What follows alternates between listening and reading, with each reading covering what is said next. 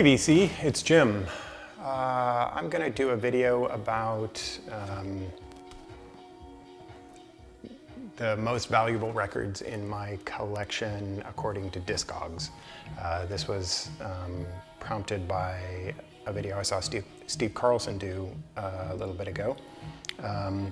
And I don't really collect records for the resale value because I'm not really much interested in selling any of the records.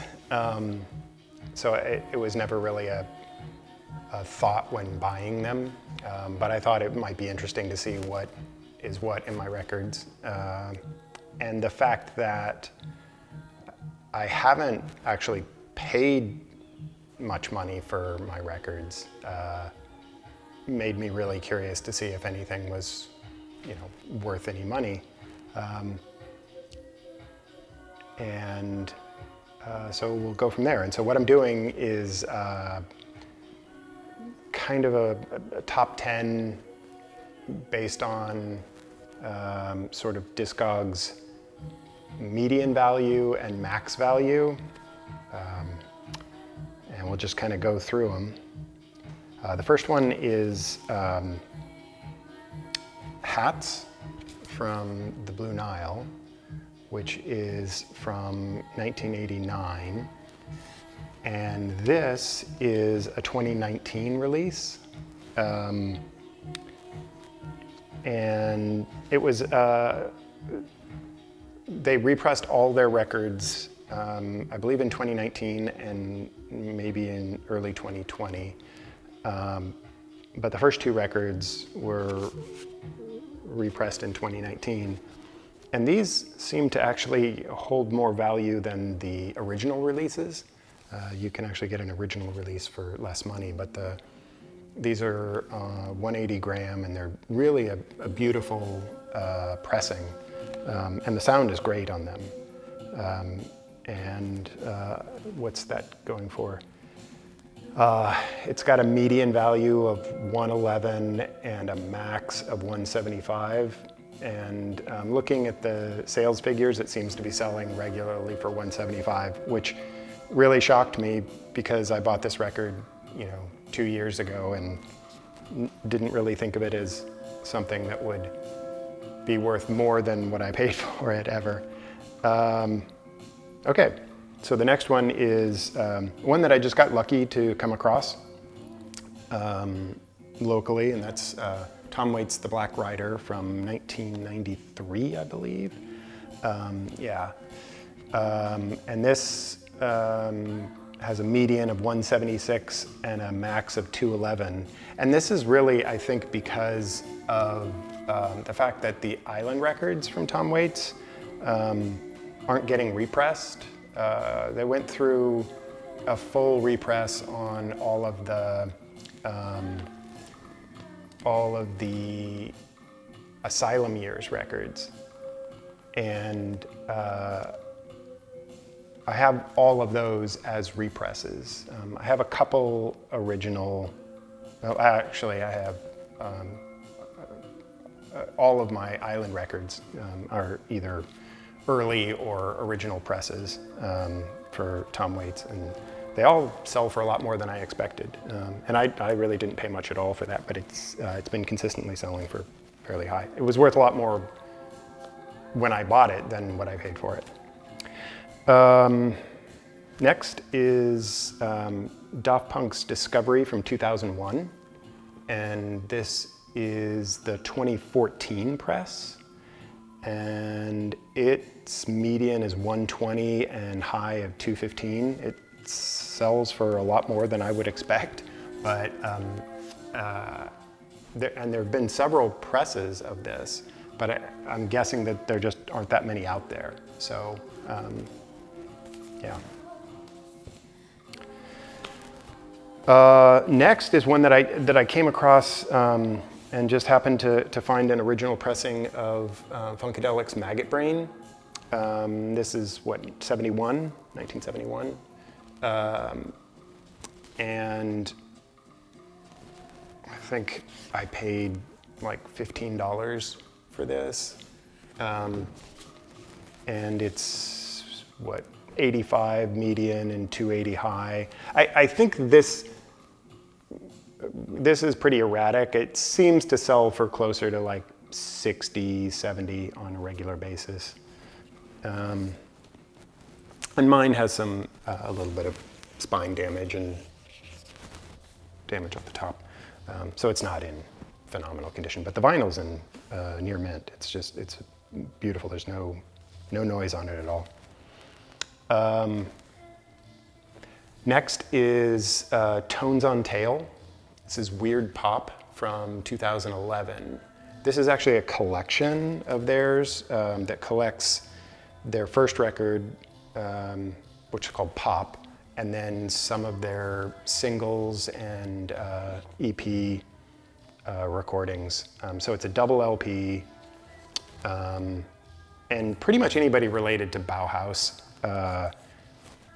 I've noticed the records people are nuts about collecting them. So this has a median of 132 and a high of 285. I thought that was kind of interesting. So I've got 2 releases from My Bloody Valentine, and these were, this is Isn't Anything and Loveless. These are the represses from 2018. And these were the sort of Kevin Shields ideal remaster remix of the records. And they are, what's their median? 119 for this guy, 135 for Loveless, and high of 300 on both of them. They've dropped in value since they released a standard like 140 or 120 gram record, you know, just sort of mass market record this year, I believe. That's out there. And so these records have dropped in value, but they still sell for, you know, just under $100. So they are the nicest versions, the nicest pressings of these records by far. No question about that. Sound amazing. They're really great. And then just 2 more. This one, I subscribe to Third Man Vault. And so, you know, a bunch of those records tend to be collectible, I guess. But this one kind of surprised me. This is the White Stripes, aside from this and besides that, or aside from that and besides this, the White Stripes Greatest Hits. And this is the Greatest Hits record that they released last year. This is from 2020, yeah, last year. In addition to that, there's another record that is outtakes and different versions of different tracks, and none of those are on the mass market release, so I think that's why it's popular. But median of 129 and a max of 355, and surprisingly, what seems to happen with Vault records is that when they come out, like as soon as they come out, I see the values go up really high, because when I'm putting them into Discogs, I see ridiculous numbers on the sales figures, and then they usually die down. But this seems to still be selling well. And then finally, this one really surprised me. I had no idea until I actually looked at, you know, I ordered my records by value. Didn't know this one was going to be valuable at all. I bought it for, I think, $10 or $15. And that's Charli XCX, True Romance. This is from 2013, yeah. Median value of 162 and a max of 410. And I figured that the 410 was like a signed copy or something, but it's not. It was just a sealed copy. and this is regularly selling for fairly high numbers. The funny thing about this one, when I looked at the price history, was that it was selling for, you know, $20, $25 or less until the beginning of this year, and then it just kind of went crazy. And so now it's selling regularly for, you know, 175 or more.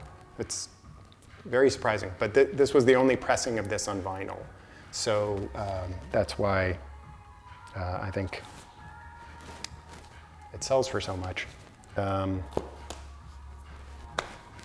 Anyways, I don't have any like sort of crazy older records that are, you know, hidden in my collection because, you know, everything I bought within the last 3 years in replacing everything.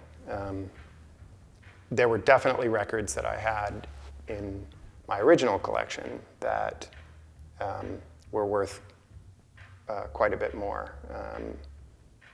But I never knew that until I went to replace them and you know, didn't even bother trying to replace any of those. Or I replaced them with just represses or reprints. I wasn't concerned with owning the original if it was crazy expensive. Yeah, so that's that. I thought it was interesting. I thought it was fun to kind of look through my records from a different perspective that I don't look at them through normally. So thanks for watching.